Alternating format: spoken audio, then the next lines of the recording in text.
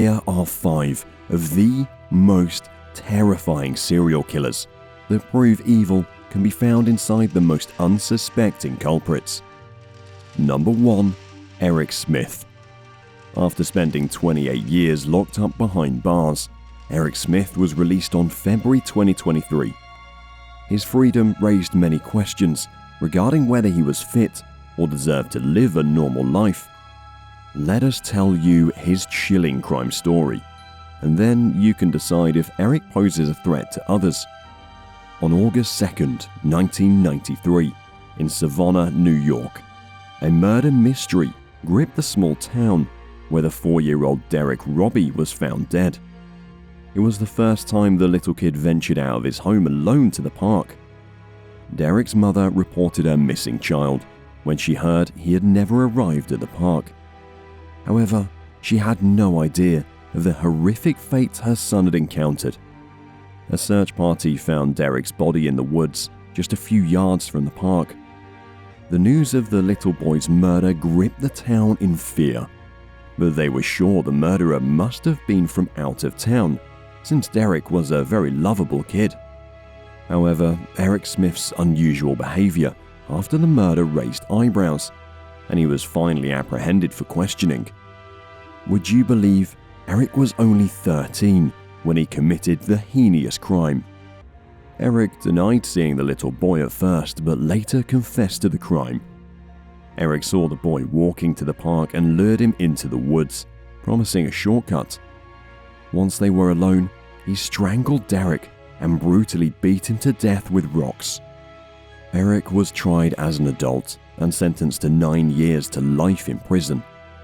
He was held in juvenile detention until the age of 21, when he was transferred to a prison for adults. Eric later confessed that he attacked Derek because he was tired of being bullied by other kids and for once wanted to feel like the assailant and not the victim. Do you think that reason justifies the killing of a 4-year-old? Maybe not, but Eric is now a free man living in Queens, New York. Number 2. Craig Price. Many serial killers carry a vendetta because of a disturbed childhood, but that was not the case with Craig Price. Everyone agrees he had a near-perfect childhood, no matter who you ask, from his parents to teachers and neighbors. As a child, he was caring, always ready to go the extra mile to help others. So what snapped inside his head that turned him into a notorious serial killer? When he was 9, he began developing an evil streak and started experiencing disturbing dark thoughts about death and murder. By the time he blew out the candles on his 13th birthday cake, he had multiple charges against him, including breaking and entering, robbery, stalking, drug use, and assault. Brace yourself, because his method of killing can frighten even the bravest of hearts. Craig's first victim was Rebecca Spencer, who lived with her brother and 2 children. One day, when she was alone at home, Craig snuck into her home in the wee hours of the morning and found Rebecca sleeping in the living room. Without a second thought, Craig attacked her with a 10-inch kitchen knife and continued to stab her repeatedly, 58 times. He punctured her heart, liver, lungs, face, and head. Craig was only 13 when he committed his first murder. Due to a lack of substantial evidence, Rebecca's case grew cold, and over the next 2 years, Craig became a freshman in high school. However, he soon began to feel the itch of hurting someone again and began searching his next victim. Joanne Heaton, a 39-year-old mother, had recently moved into Craig's neighborhood with 2 daughters. Craig entered their house on September 1st, 1989, and mercilessly stabbed Joanne until he had inflicted 57 stab wounds. He then proceeded to stab her 2 daughters frantically until everyone in the house was dead. Craig covered 2 of the bodies before calmly walking out of the house. This time, the authorities had enough evidence to lead them straight to Craig. Once the detectives got him talking, all they could do was hear him recount the murders in vivid, gory details. In 1989, Craig was arrested for the murders and sentenced to serve 5 to 6 years in a juvenile facility. We know what you're thinking. Only 6 years for brutally murdering 4 people. Unfortunately, the laws of the American criminal justice system treat juvenile offenders differently, no matter what crime they committed. Regardless, Craig remained imprisoned due to his lack of remorse and respect for the justice system. In addition, his behavior inside prison and during court hearings ensured that he never stepped out of prison. Number 3. Michael Hernandez. Some people are born evil, while others pick up the trait on their way through life. Michael Hernandez is an excellent example of a young boy who lost his innocence to extremely dark thoughts. Michael was 14 years old when he found himself obsessed with serial killers. He spent most of his free time reading about violent killers and their horrific crimes. Michael got so fascinated by them that his fixation eventually turned sinister, and he started to believe he could follow in their footsteps. February 3rd, 2004 was just an ordinary day for kids at school, and they had no idea the trauma they'd experienced by home time. Michael had made up his mind to begin his journey as a serial killer, and he came to school armed with a knife, pair of gloves, and an oversized jacket.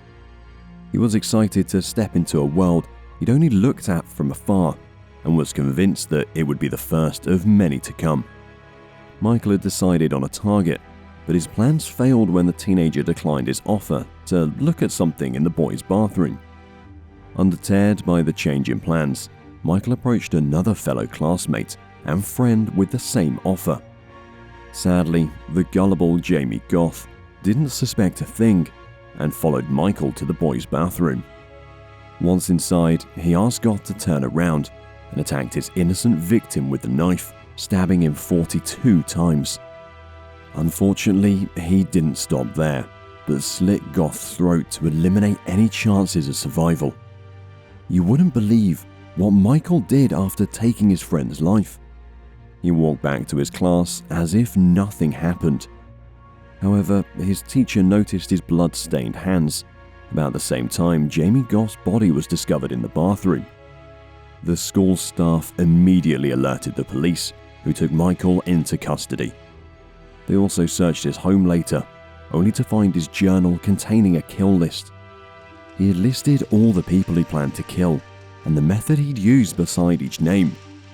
One name on the list sent chills down everyone's spine. He had planned to kill his own sister.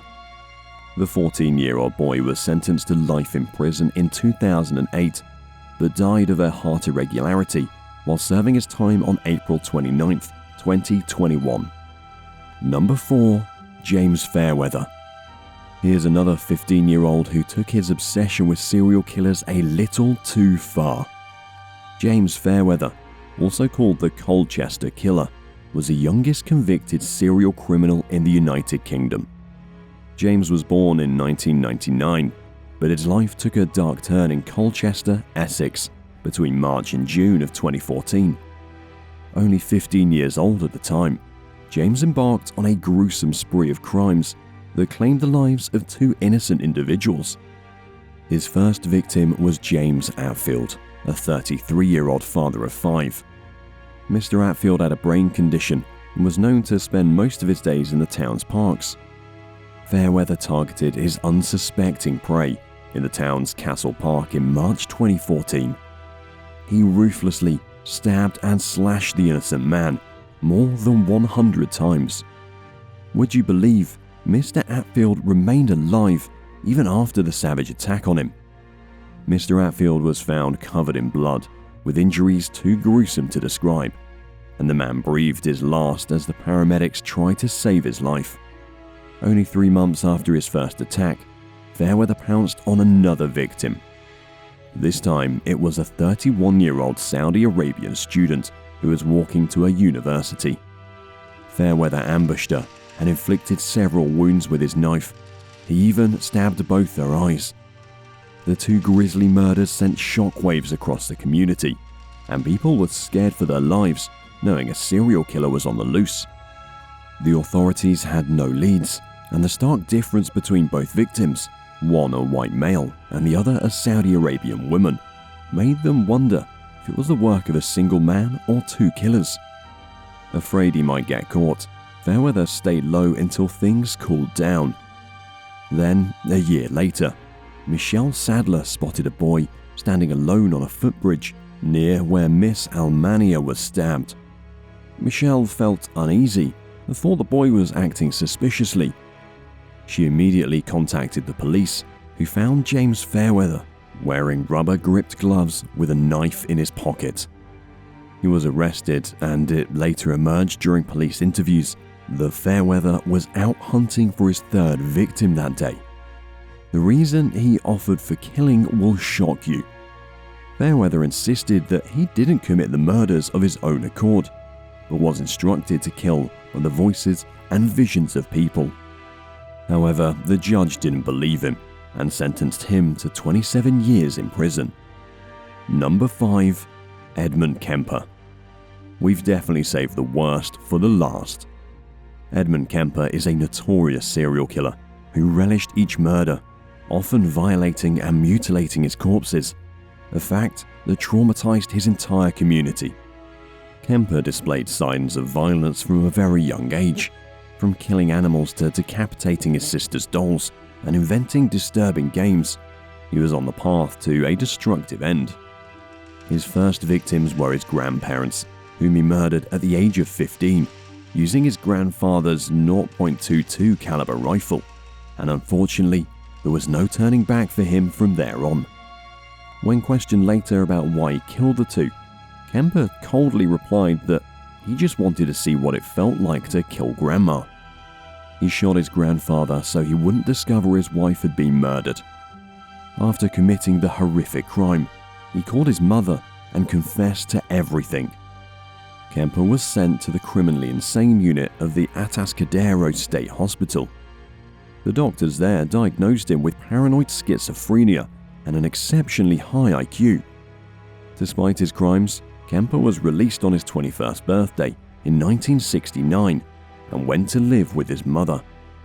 Initially, he tried to lead a normal life, but it wasn't long until his murderous urges returned to plague him. He got a job with the Department of Transportation, where he noticed many women hitchhiking. At first, he picked up around 100 girls just to strike a friendship, but he couldn't suppress the urge to kill for long. When later asked what crossed his mind when he saw a pretty girl, Kemper said, "One side of me says, wow, what an attractive chick. I'd like to talk to her, date her. The other side of me says, I wonder how her head would look on a stick." On May 7, 1972, he picked up two 18-year-old Fresno State students, Mary Ann Pesh and Alita Lakesha. Kemper brought the woman to a wooded area nearby and stabbed them to death. He then stuffed them into the trunk of his truck and took them home. He raped the bodies, dismembered them, and placed their body parts into plastic bags before disposing of them somewhere in a ravine near Loma Prieta Mountain. This was just the beginning of a series of ghastly murders the world would never forget. His next victim was the 15-year-old Aiko Ku, whom he choked until she became unconscious. Later, he mercilessly raped and killed her.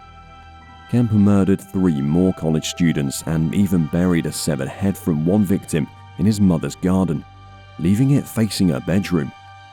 He later confessed that he did this because his mother always wanted people to look up to her. His killing spree ended on April 20th, 1973, with the horrendous murder of his mother, whom he bludgeoned to death with a claw hammer while she was sleeping. He then decapitated and raped her severed head before using it as a dartboard. He also cut out her tongue and larynx and placed them in the garbage disposal. To create a cover-up story, he invited his mother's best friend to the house and murdered her as well. He planned to say that the two women went on vacation together. However, the murders took a toll on him, and he soon called the police himself and confessed to everything. Kemper was convicted on 8 counts of first-degree murder. He attempted to cut his life short by suicide twice, and even requested the death penalty, but was ultimately given 7 concurrent life sentences instead. That's all for today, folks. Remember to hit the like button, subscribe to our channel, and press the notification bell icon for more shocking videos. Until next time, stay safe.